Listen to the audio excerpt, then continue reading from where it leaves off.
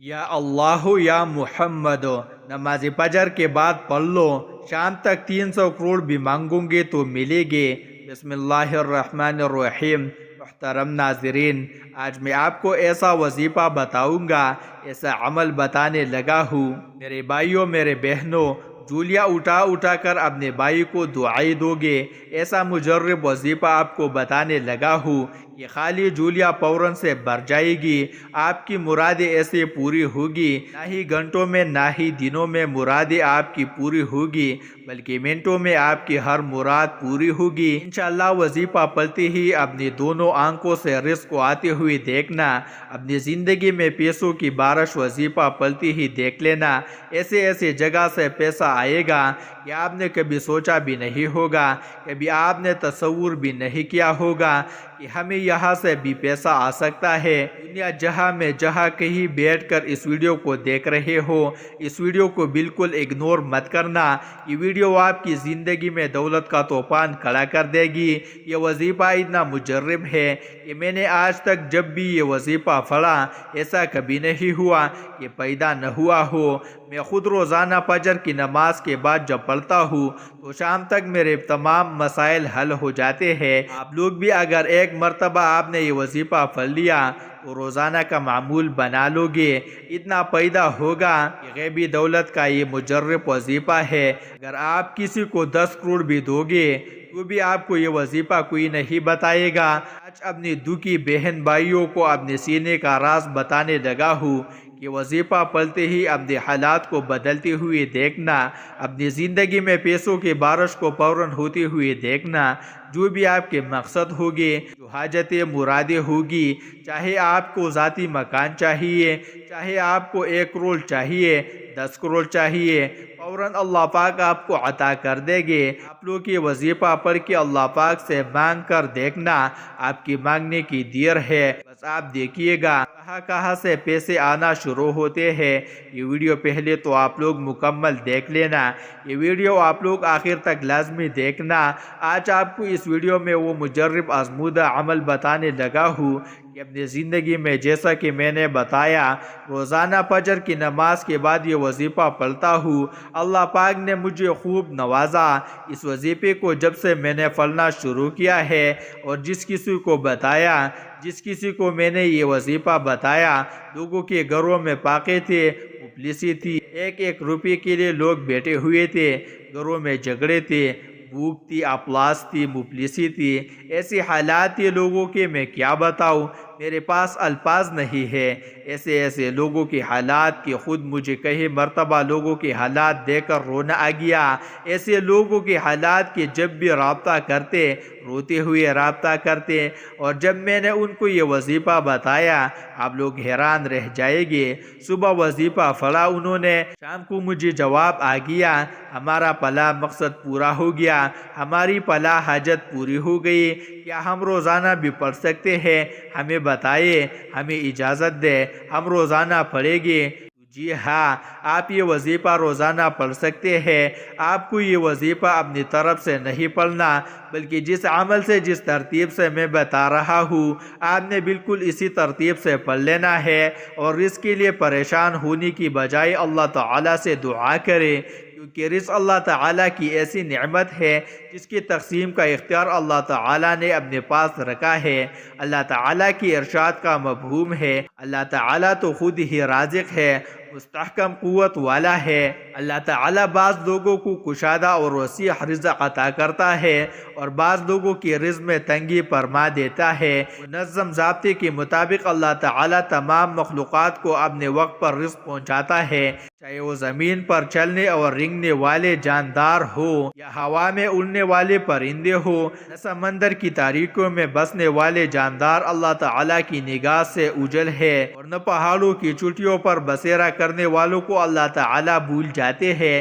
اللہ تعالیٰ فرماتا ہے مفہوم، اور زمین پر چلنے والا جاندار ایسا نہیں ہے جس کا رزق اللہ نے اپنے ذمہ نہ لے رکھا ہو۔ ہم لوگ رزق صرف کھانے کی چیزوں کو کہتے ہیں، حالانکہ کہ ایسا نہیں، بلکہ رزق اللہ تعالیٰ کی دی ہوئی ہر نعمت کو کہتے ہیں، چاہے وہ صحت ہو، علم ہو، اخلاق ہو، عمل ہو، نیک بیوی اور اولاد ہو، مال ہو، دلی اطمینان ہو، یا پھر امن کی نعمت ہو، اللہ تعالیٰ کی بے شمار نعمتیں میں سے ہر نعمت پر رزق کا اطلاق ہوتا ہے۔ اللہ تعالیٰ کی ارشاد کا مفہوم ہے، اور اگر تم اللہ کی نعمتوں کو گننے لگو تو انہیں شمار نہیں کر سکتے۔ یہ اللہ تعالیٰ کی حکمت ہے کہ رزق کے تقسیم میں لوگ مختلف ہیں، بعض اپنی حکمت بالغہ کی وجہ سے زیادہ اور بعض کو کم دیتا ہے۔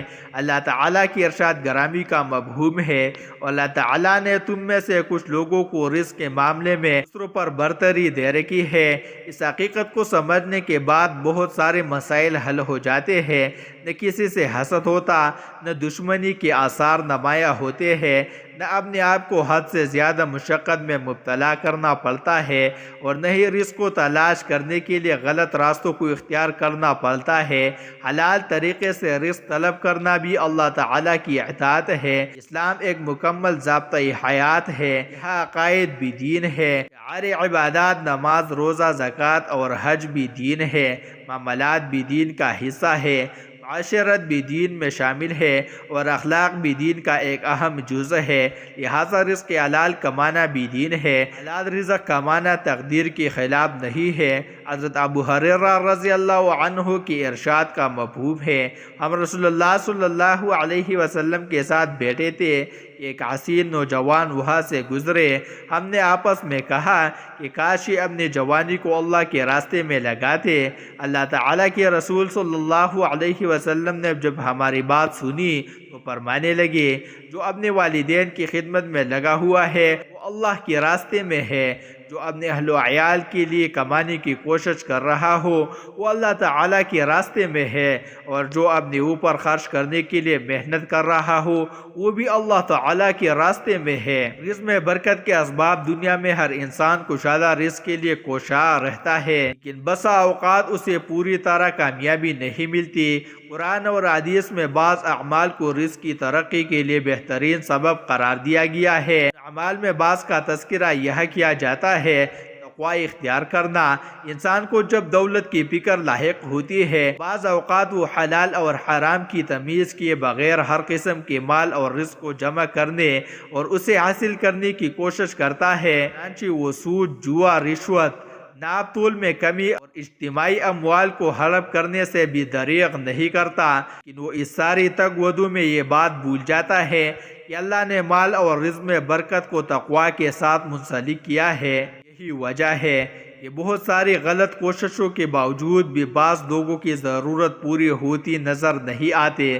اللہ تعالیٰ کی ارشاد کا مفہوم ہے، اور جو کوئی اللہ سے ڈرے گا اللہ تعالیٰ اس کے لیے مشکل سے نکلنے کا راستہ پیدا کرے گا، اور اسے ایسی جگہ سے رزق عطا کرے گا جہاں سے اس سے گمان بھی نہیں ہوگا۔ لہٰذا جو روزی کمانے کے لیے اپنے گھر سے کسی عمل کو ڈیوٹی یا تجارت کی غرض سے نکلا وہ اللہ کے راستے میں ہے۔ اللہ تعالیٰ کے رسول صلی اللہ علیہ وسلم اور صحابہ کرام رضی اللہ عنہم نے روزی کمانے کے لیے بکریاں چرائے، کھیتی باڑی اور تجارت کی۔